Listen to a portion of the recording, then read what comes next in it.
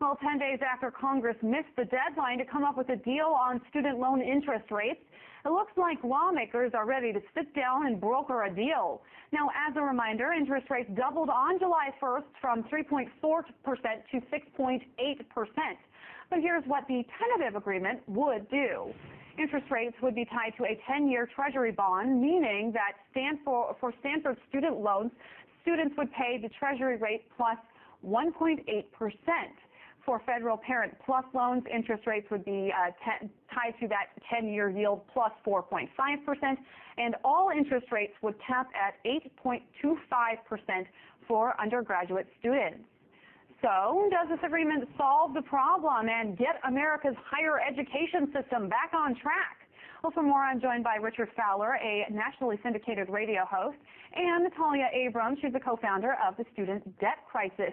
Natalia, I would like to start with you. Now, as the co-founder of the Student Debt Crisis, are you happy with this tentative deal that we are now hearing about?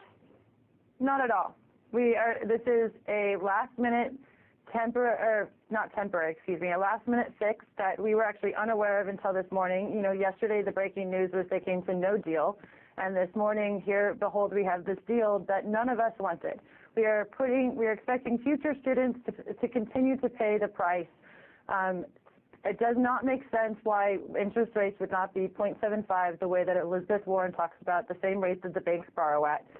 Yes, it's okay for the next couple of years, but it's already projected in 2016 that graduate students will start to pay more than what they're paying now.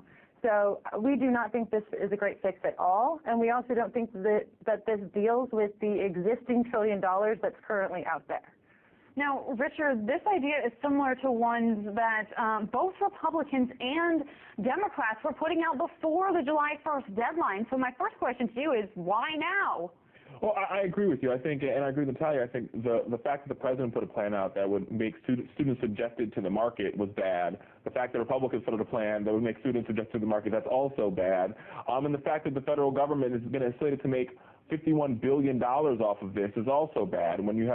So it's like students are in the negative going into the trillions and trillions of dollars of debt, and the federal government happens to make it $51 billion in profit to cut down, to get rid of our so-called deficit. So I think the problem that we have here is there's no consensus on the Hill to solve this problem, and unfortunately, while there is no consensus on the Hill, and while people are more concerned about raising campaign cash, the American students continue to suffer. And Natalia, a lot of people talk about this student loan hike, and they talk about the fact that it happened on July 1st. But do you think that we are losing track, as Richard says, of the larger overarching debate that just because it's raising now, we still have $1 trillion in current student debt? Yeah, well, here's my diploma from UCLA, right over there. That's where I went to school. And I wish that this was worth more. I went back to school when I was 26 years old to get a degree, to get a better job. And it didn't work. I have only $15,000 in debt, and I say only because the national average is $27,000. But it's far too much for 2 years of an education, and I'm discouraged from going to graduate school, which I was accepted to, because I'm not about to take on another $60,000. I'm part of the existing $1 trillion or 1.2 that's out there, and we need to deal with that. That's the only way we're going to overhaul the system is if we actually focus on that $1.2 trillion. All of these interest rate hikes are such a small amount of the debate compared to the over 39 million borrowers with the existing debt. I think she's completely right. I think, I tell when Sallie Mae calls me or when the banks call me, I want to say, hey, listen, do you want my degree back? You can repossess it if you'd like. Because you take, and I think the face of student loan debt has been sort of skewed by those on the right to be lazy students who sit at home and drink beers at home with their parents. That's just not true. When you look at the statistics, it tells you a majority of borrowers are over 30. Beyond the fact they're over 30, they're working full-time jobs. These are your teachers, your firefighters, your nurses, and your police officers. And while they're trying to protect the American people, they're being being dealt a bad hand by the American government.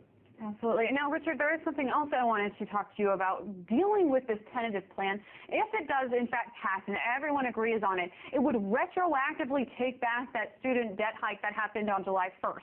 So this is not the first time that we have seen something retroactively not happen. My question to you is, what is the point of having deadlines if it can just be retroactively taken back time and time again? I agree with you. I don't understand why this Congress has put in deadlines. I think it has everything to do with the fact that John Boehner is ineffective at being a leader, as well as I think, we have to call, there's some Democrats that need to be called into the table on this too.